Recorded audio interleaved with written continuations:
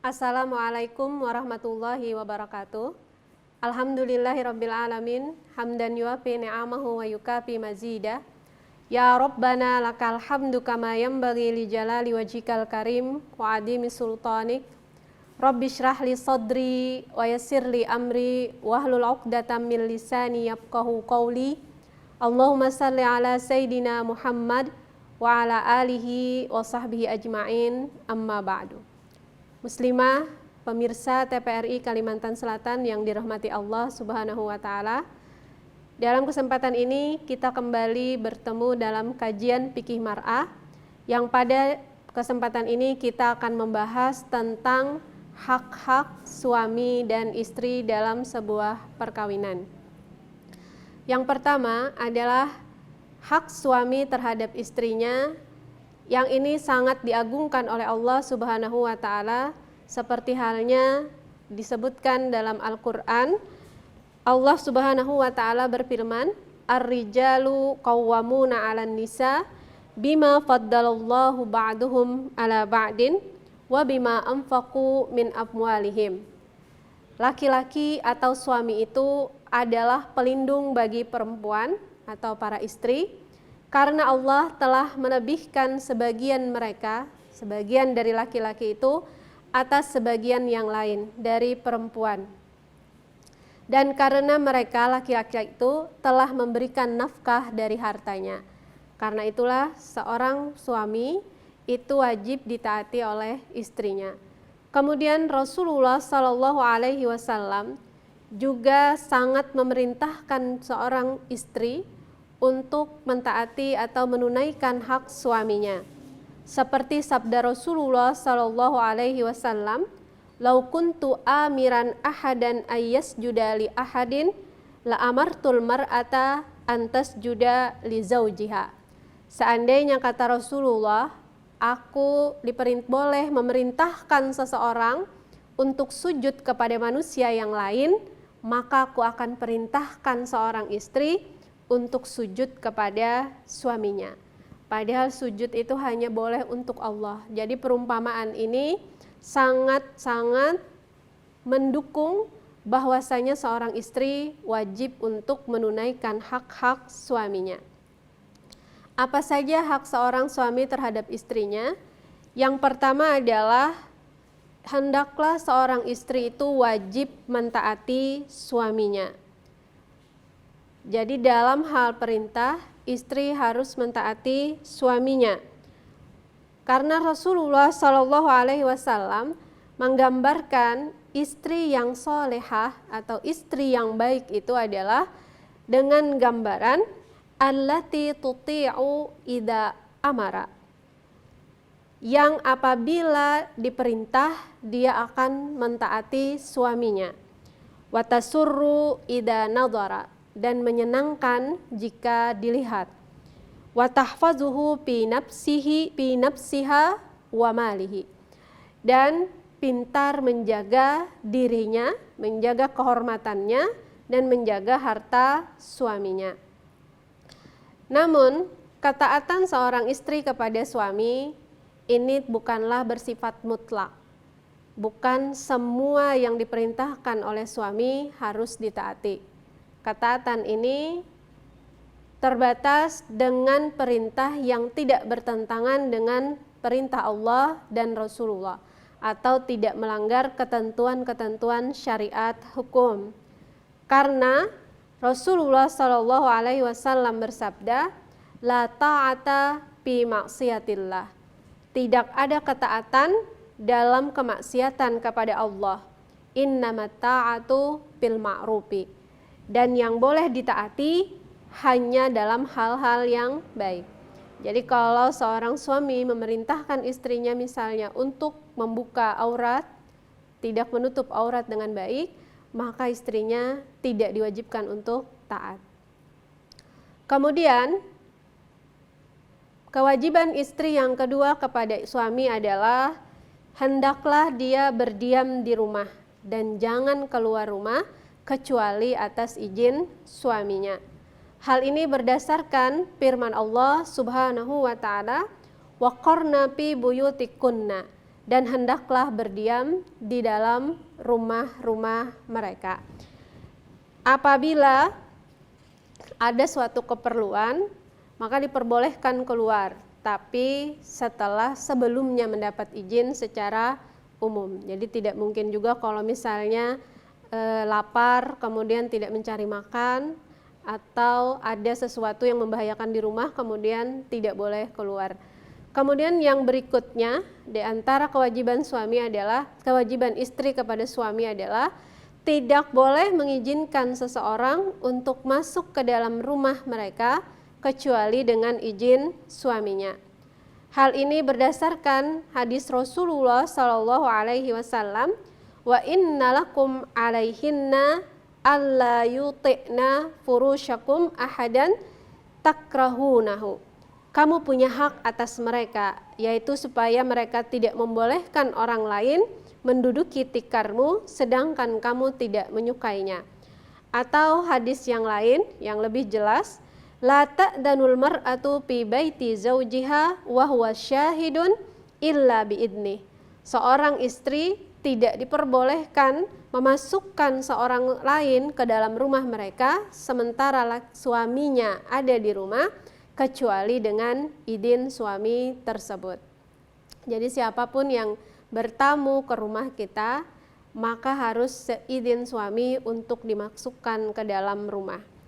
Kemudian yang berikutnya, jangan berpuasa sunat sementara suami ada di rumah kecuali setelah meminta izinnya dan diberi izin. Jadi dalam hal ibadah sunnat itu harus dengan seizin suami.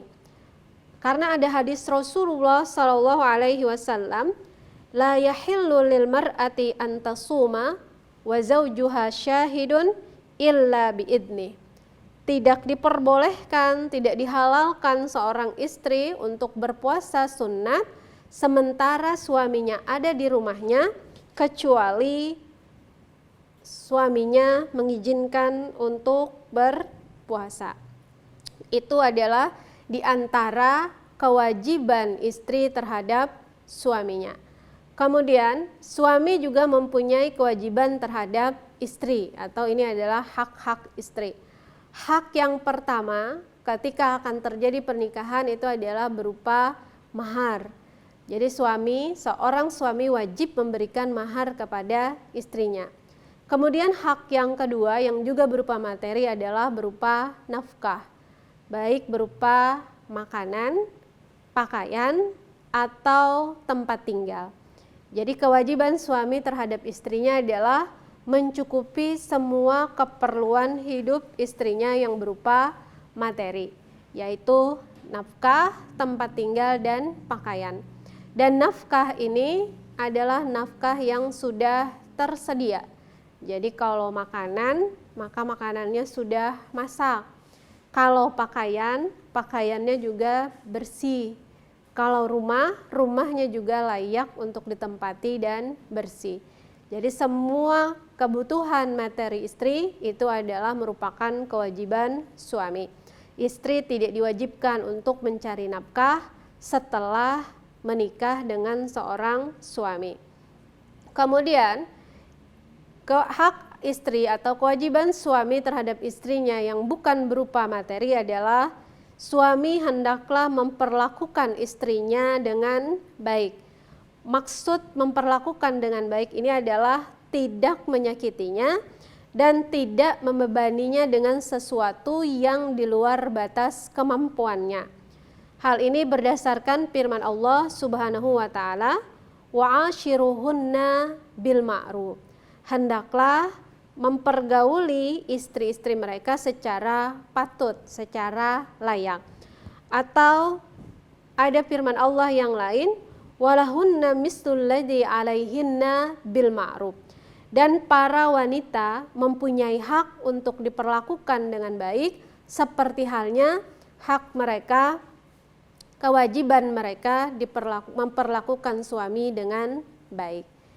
Kemudian kita akan membahas hal-hal lain yang berkaitan dengan pernikahan setelah jeda berikut.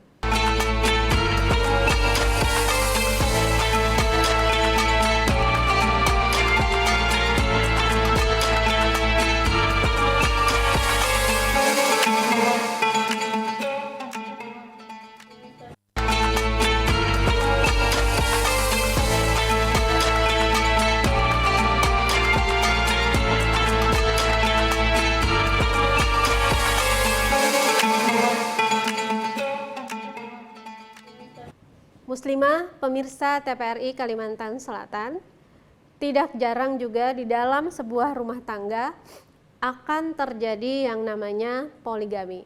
Bagaimana dalam pandangan fikih menghukumi apabila terjadi suatu poligami di dalam rumah tangga kita?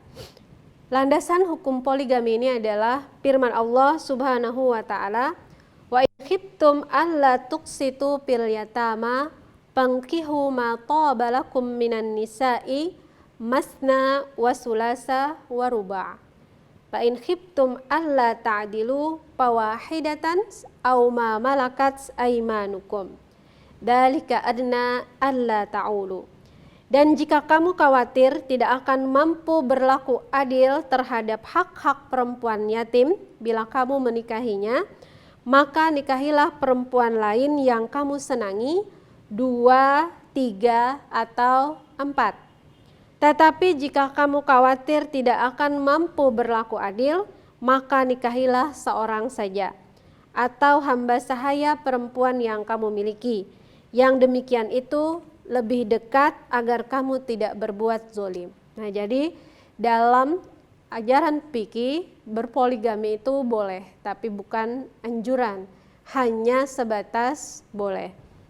Kemudian ada beberapa syarat yang harus dipenuhi oleh seorang laki-laki atau suami ketika melakukan poligami.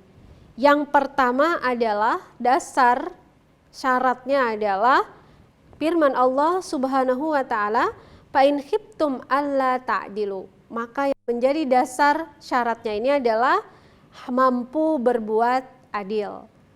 Mampu berbuat sama dengan semua istri yang dimiliki. Kemudian yang kedua, tidak terlalu sibuk dengan istri sehingga melalaikan hak-hak Allah Subhanahu wa taala. Karena istri mempunyai hak dan kewajiban seperti mana yang telah kita bahas sebelumnya. Maka kalau 1, 2, 3, 4 maka akan banyak yang dipenuhi kewajibannya. Memenuhi kewajiban istri jangan sampai melalaikan hak Allah Subhanahu wa taala. Seperti halnya firman Allah Subhanahu wa taala, "Ya ayyuhalladzina amanu inna min azwajikum wa auladikum aduwwul lakum fahdharuhum."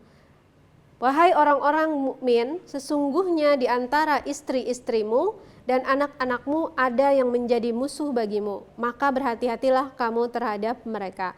Maksud musuh di sini adalah ketika kita dikarenakan anak atau istri, maka melalaikan hak Allah Subhanahu wa taala.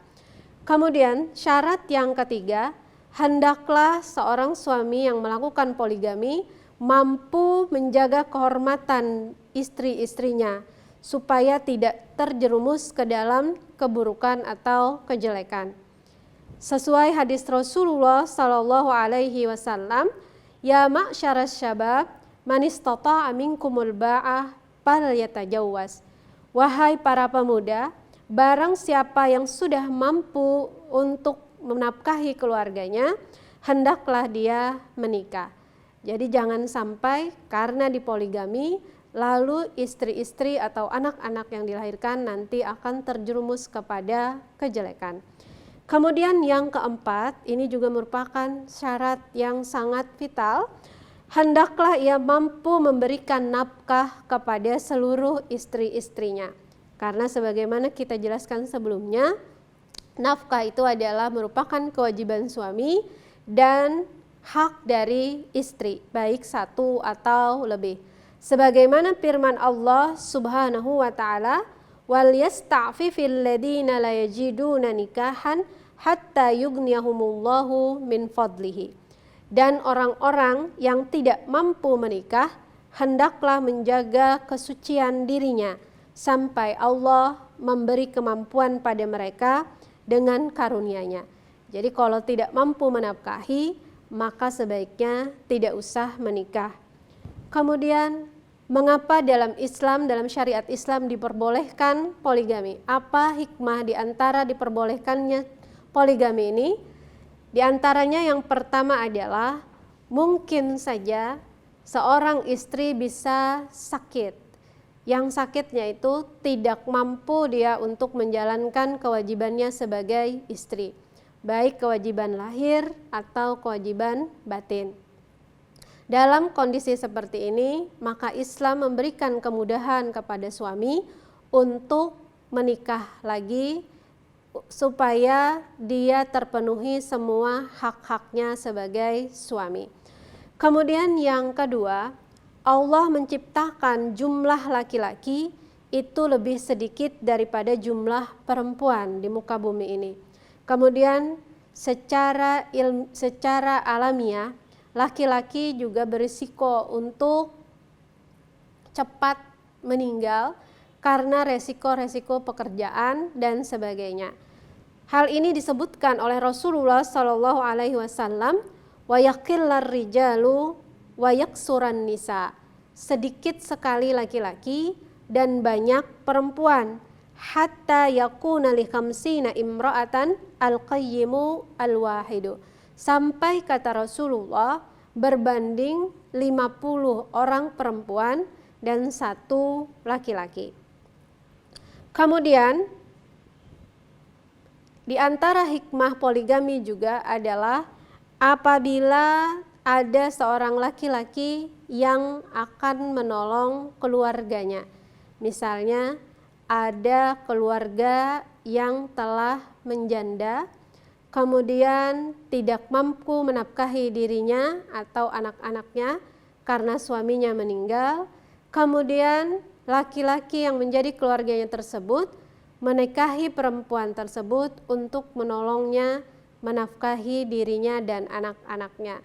Seperti halnya Rasulullah SAW beberapa kali melakukan poligami atau pernikahan dengan alasan ini.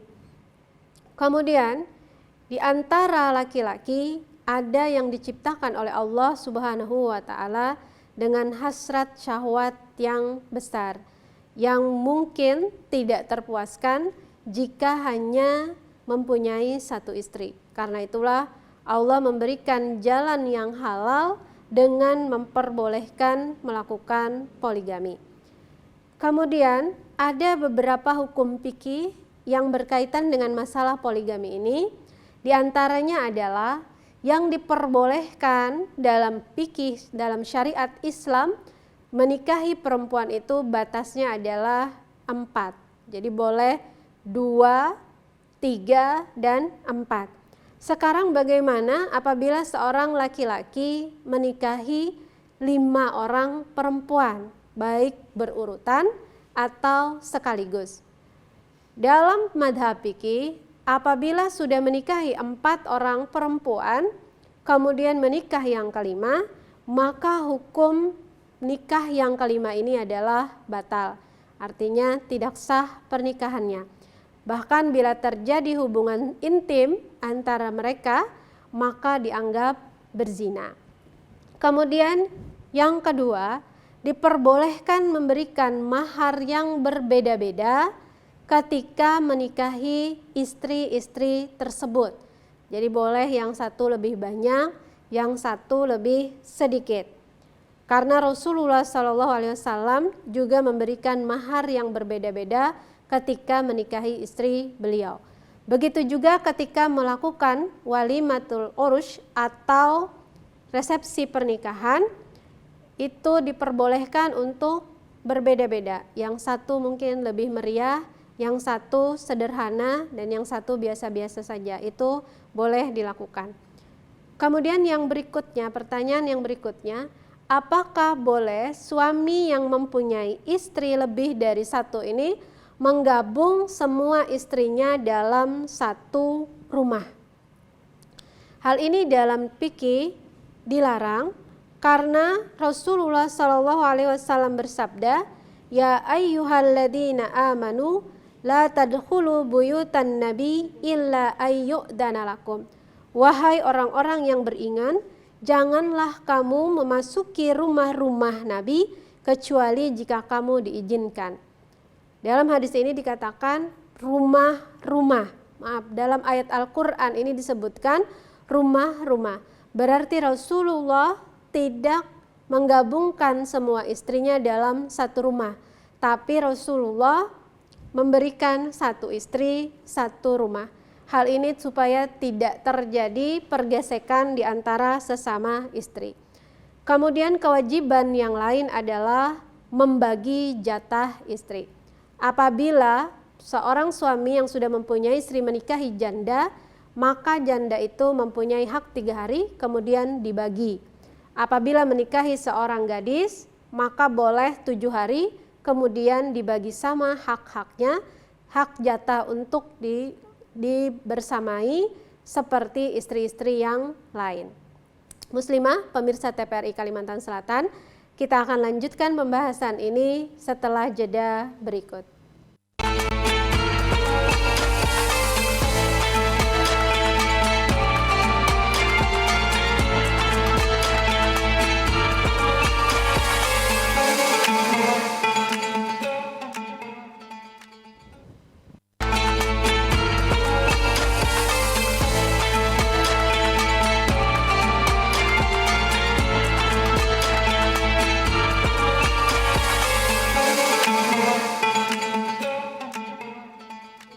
Muslimah, pemirsa TPRI Kalimantan Selatan, kemudian di dalam rumah tangga kadang-kadang ada terjadi perselisihan di antara suami dan istri. Salah satunya adalah yang disebut dalam istilah fikih dinamakan nusuz. Nusuz ini berarti dalam arti bahasa asalnya adalah tempat yang tinggi. Sementara dalam istilah fikih ini adalah mengandung arti kemaksiatan atau pembangkangan seorang istri kepada suaminya berupa tidak mentaati yang sudah menjadi kewajibannya. Kenapa diambil dari kata nusuz? Karena seolah-olah istri merasa lebih tinggi dari suaminya. Bagaimana syariat memandang nusuz ini? Dalam hukum fikih, nusuz ini hukumnya haram. Jadi tidak boleh seorang istri untuk melakukan nusuz atau pembangkangan kepada suaminya. Allah Subhanahu wa taala berfirman, "Wallati takhafuna nusuzahun fa'iduhunna wahjuruhunna fil madaji' wadribuhunna." Wanita-wanita yang kamu khawatirkan nusuznya atau pembangkangannya, maka nasihatilah mereka dan pisahkanlah mereka di tempat tidur mereka dan pukullah mereka.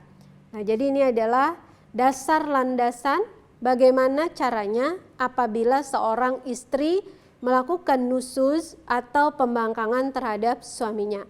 Yang pertama adalah hendaklah diberi nasihat dengan baik. Diingatkan kembali bagaimana hak-hak suami terhadap istri dan kewajiban istri terhadap suaminya. Sebagaimana firman Allah Subhanahu wa taala, "Fa in ata'nakum fala tabghu 'alaihinna sabila." Jika mereka istri itu sudah mentaati kamu, maka janganlah kamu mencari-cari alasan untuk menyusahkannya. Jadi hal pertama yang dilakukan hendaklah dengan menasehati. Kemudian yang kedua adalah dengan pisah ranjang. Maksudnya adalah meninggalkan dia di tempat tidur supaya dia kembali taat. Hal ini berdasarkan firman Allah Subhanahu wa taala, "Wahjuruhunna fil madaji'." Hendaklah tinggalkan mereka di tempat tidur atau didiamkan. Jadi tidak ditegur sapa selama beberapa hari sampai mereka kembali kepada ketaatan kepada suami. Tapi meninggalkan istri berpisah tempat tidur ini tetap di dalam rumah dan tidak di hadapan orang lain. Hal ini untuk menjaga harga diri dan kehormatan istri di hadapan orang lain. Hal ini berdasarkan hadis Rasulullah SAW, "Wala tahjur illa bil baiti." Jangan kamu pisahi istrimu kecuali dia tetap di dalam rumah. Kemudian seberapa lama untuk berpisah ranjang atau saling mendiamkan ini? Sebagian ulama mengatakan sampai istri kembali taat walaupun lama. Sebagian lagi secara umum kembali kepada hukum tidak bertegur sapa yaitu paling lama 3 hari. Kemudian jika cara ini pun tidak berhasil, dalam Al-Quran diberikan solusi ketiga, yaitu boleh dipukul. Namun pukulan ini adalah pukulan untuk mendidik, untuk menyadarkan istri, bukan untuk mencelakai. Karena itulah ada hadis Rasulullah SAW yang melarang suami untuk memukul istrinya di daerah wajah atau yang berbahaya. Wala tadribul wajha wala tuqabbih wala tuhjar illa wala tahjur illa bil baiti. Janganlah engkau memukul wajah, jangan engkau menjelek-jelekan istri, dan jangan engkau tinggalkan kecuali di dalam rumah. Muslimah, pemirsa TPRI Kalimantan Selatan, dalam berumah tangga kita sama-sama mempunyai hak dan kewajiban suami istri, dan apabila terjadi pertentangan, hendaklah kita kembali introspeksi diri, apakah kita sudah menjalankan kewajiban kita dengan baik atau belum. Kita juga bisa meminta pendapat orang lain yang lebih tahu, yang lebih baik untuk kemaslahatan dalam rumah tangga kita. Demikian kajian kita hari ini. Semoga apa yang disampaikan bisa bermanfaat dalam kehidupan kita sehari-hari. Kita tutup dengan sama-sama berdoa. Subhanakallahumma wa bihamdik, asyhadu an la ilaha illa anta, astaghfiruka wa atubu ilaik. Assalamualaikum warahmatullahi wabarakatuh.